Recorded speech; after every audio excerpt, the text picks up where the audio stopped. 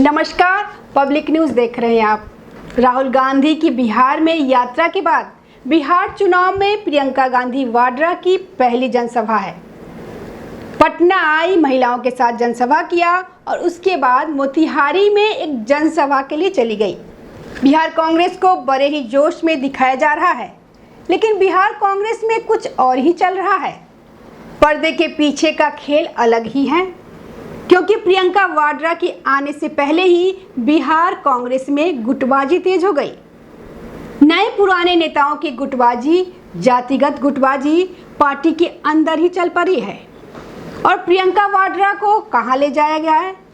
कौन अपने इलाके में प्रियंका वाड्रा की जनसभा करा सकता है?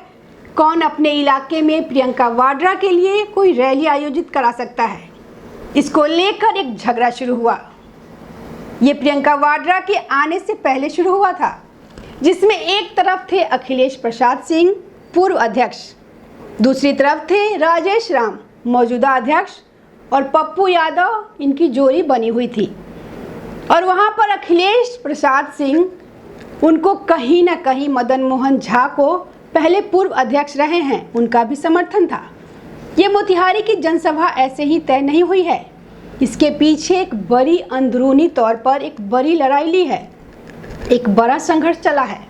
जब प्रियंका वाड्रा को आना था, उनके लिए प्रोग्राम तैयार हुआ था, जिसमें सदाकत आश्रम में महिला संवाद तो था ही, महिला संवाद के बाद प्रियंका वाड्रा को कहीं ले जाया जाए। सारी लड़ाई इनके पीछे थी। अखिलेश प्रसाद सिंह वो मोतिहारी ले जाना चाहते थे, उनका अपना इलाका रहा है, खुद सांसद रहे हैं। जब वो राजद में थे, अपने बेटों को भी वहीं से लड़वाते हैं, तो उन्होंने पूरा जोर लगाया। आला कमान भी इसके लिए तैयार हो गए। मोतिहारी चंपारण का इलाका है, तो यहाँ से शुरुआत की जाए। लेकिन जब यह तय हो गया, तो इसके बाद बीच में टांग अड़ाई गई राजेश राम की तरफ से और पप्पू यादव की तरफ से। राजेश राम नहीं चाहते थे कि अखिलेश प्रसाद सिंह के इलाके में प्रियंका वाड्रा जाए, क्योंकि देखिए अभी राजेश राम कांग्रेस के क्यों नहीं बनाए गए। कांग्रेस में हमेशा जो पुरानी राजनीति रही, सवर्ण उनके अध्यक्ष रहे और इनको फॉरवर्ड वोट ही मिलते रहे। कांग्रेस में एक दबदबा रहा है फॉरवर्ड वोट का, फॉरवर्ड नेताओं का। लेकिन अब जब कांग्रेस यहाँ ओबीसी, ईबीसी, दलित को लेकर, ये दलित, ओबीसी, ईबीसी और मुस्लिम समीकरण बनाने में जुटी है कि हिंदुओं को बांटो और मुस्लिमों का साथ लो और वोट पाओ, सत्ता में आओ, तो उन्होंने इसी को लेकर कई जगह बदलाव किए, जिसमें यहाँ उन्होंने एक दलित प्रदेश अध्यक्ष बनाया राजेश राम को। लेकिन टकराव तो रहेगा ही, और टकराव सामने आया। राजेश राम तैयार नहीं थे। अब उन्हें सपोर्ट मिला पप्पू यादव का। पप्पू यादव ने एक प्रस्ताव रखा कि पूर्णिया ले जाना चाहिए प्रियंका वाड्रा को, पूर्णिया आना चाहिए, सीमांचल का इलाका है, कांग्रेस वहां पर पूरा जोर भी लगा रही है, तो पूर्णिया में उनको एक सभा होनी चाहिए उनकी। अब यहाँ से अखिलेश प्रसाद सिंह जुड़े रहे, जोर लगाते रहे, वहां से पप्पू यादव जोर लगा रहे थे। पप्पू यादव का साथ दे दिया राजेश राम ने कि हाँ, ये ठीक कह रहे हैं, पूर्णिया जाना चाहिए। लेकिन इस पूरी लड़ाई में जो इस दिन से पहले यह संघर्ष चल रहा था पर्दे के पीछे, इस पूरी लड़ाई में अखिलेश प्रसाद सिंह का पल्ला भारी रहा और प्रियंका वाड्रा जो है वहीं पे जनसभा करने पहुंची। उनके कार्यक्रम में बदलाव नहीं हुआ, जबकि पप्पू यादव, राजेश राम ने पूरा जोर लगाया था। तो देखिए हुआ क्या यहाँ पे। एक तो पूर्णिया को लेकर कांग्रेस अभी यहाँ पे पूर्णिया में प्रियंका वाड्रा को नहीं उतारना चाहती थी, लेकिन इस फैसले के पीछे कांग्रेस की मजबूरी और कांग्रेस के अंदरूनी हालात निकलकर सामने आ गए कि कैसे राहुल गांधी, जो ईबीसी, ओबीसी, दलित की बात करते हैं, लेकिन उनकी अपनी पार्टी में उनका एजेंडा धरा का धरा रह गया। उन्होंने अपने दलित प्रदेश अध्यक्ष की बात नहीं सुनी और वो अखिलेश प्रसाद सिंह की बात मानते हुए प्रियंका वाड्रा वहां गई मोतिहारी। तो कौन सा गुट हावी रहा? यहाँ पे राहुल गांधी जो बाहर ये सब बात कर रहे हैं, उनकी अपनी पार्टी के अंदर ही अभी तक वर्चस्व किसी और का है। वो अपने यहाँ ही अभी बदलाव नहीं कर पाए हैं तो बाहर की बात क्या करेंगे। दूसरी बात, पूर्णिया में ले जाने से पहले कांग्रेस को डर लगता है। देखिए, यहाँ पर पप्पू यादव की स्थिति यह है कि पप्पू यादव कोशिश तो बहुत करते हैं कि आगे पीछे करे और राहुल गांधी के कांग्रेस के आला कमान के और यहाँ अपने लिए कुछ जुटा ले, लेकिन उनके साथ समस्या क्या है कि उनका आधार पूर्णिया से बाहर है ही नहीं। वो एक ओबीसी नेता हैं, यादवों के नेता हैं, लेकिन पूर्णिया में है, नाम है पर बाहर कहीं वोट आधार नहीं है। अगर उनका वोट आधार होता तो वो विलय नहीं करते, अपनी अलग पार्टी बना के रखते। अब मुकेश सहनी, जीतनराम मांझी, इन्होंने भी तो अपनी एक छोटी पार्टी से ही बना के रखे हुए हैं, लेकिन पप्पू यादव को यह भी नहीं लगा, इसलिए उन्होंने ब्लैक कर दिया। अब तो वो पूरी तरह से उनका कंसंट्रेशन पूर्णिया सीमांचल में है, लेकिन सीमांचल के लिए कांग्रेस संघर्ष कर रही है राजद के साथ। अब यहाँ पे वोट सीटें मिलना ही मुश्किल हो रही है। कांग्रेस ने तो 24 में से 16 सीटों का दावा किया हुआ है, लेकिन राजद देना नहीं चाहती। राजद की समस्या पप्पू यादव से भी है। अब अगर प्रियंका वाड्रा पूर्णिया से शुरुआत करती हैं तो सारा फोकस पप्पू यादव पर जाता है और वहीं से राजद के साथ परेशानी होती है, जहां पहले ही नेगोशिएशन चल रहा है। तो ये एक तरह की चुनौती के तौर पे सामने आता कि पप्पू यादव को बढ़ावा देकर, सीमांचल में बढ़ावा देकर कांग्रेस जो है राजद को सीधे तौर पर चुनौती दे रही है और दिखा रही है कि वो सीमांचल की सीटों पर अपना दावा और मजबूत करती है। यह सीधे सीधे संदेश जाता है, प्रियंका वाड्रा कोई ऐसी वैसी आम नेता नहीं है, कांग्रेस की बड़ी नेता है, आला कमान में शामिल है, तो फिर वो कहीं भी जाएगी तो उसके कई मायने निकलेंगे। इसीलिए कांग्रेस पूर्णिया से बची और पूर्णिया में इसकी शुरुआत इन्होंने नहीं की। तो पप्पू यादव कुछ भी कर ले और राजेश राम कुछ भी कर ले, लेकिन राजद से आगे तो कांग्रेस नहीं बढ़ सकती। और राजद के साथ यह रहा है कि सीमांचल में एक तो कांग्रेस को सीमित करना, दूसरा पप्पू यादव से तो बहुत बड़ी परेशानी है। यह तक यहाँ कह चुके हैं कि एक तरह से तेजस्वी यादव, राजद ये कह चुकी है कि भले ही भाजपा को वोट दे दो, पप्पू यादव को वोट ना दो।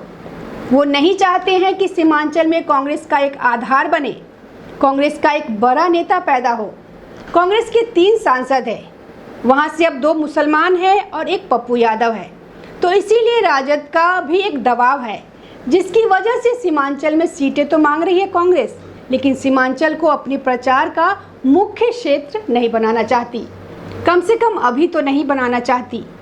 इसलिए राजेश राम और पप्पू यादव के जोर देने के बावजूद भी प्रियंका वाड्रा ने मोतिहारी से ही इस जनसभा की अपनी प्रोग्राम प्रचार की शुरुआत की।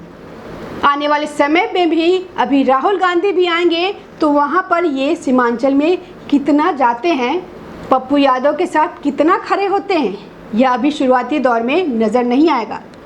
जब सीटों का बंटवारा हो जाएगा उसके बाद वहाँ पर चीज़ें की जाएंगी, क्योंकि राजद के साथ पहले ही तल्खी बनी हुई है और अभी CWC में भी देखा गया है, साथ में तो थे। इन्होंने एक अपना EBC का मैनिफेस्टो भी जारी किया, EBC के लिए एक न्याय पत्र भी जारी किया, लेकिन उस तरह से मुलाकात नहीं हुई जो गर्मजोशी पहले दिखती थी। अभी सीटों को लेकर राहुल गांधी की तरफ से भी है कि हमें अच्छी ही सीटें चाहिए, हम समझौता नहीं करेंगे।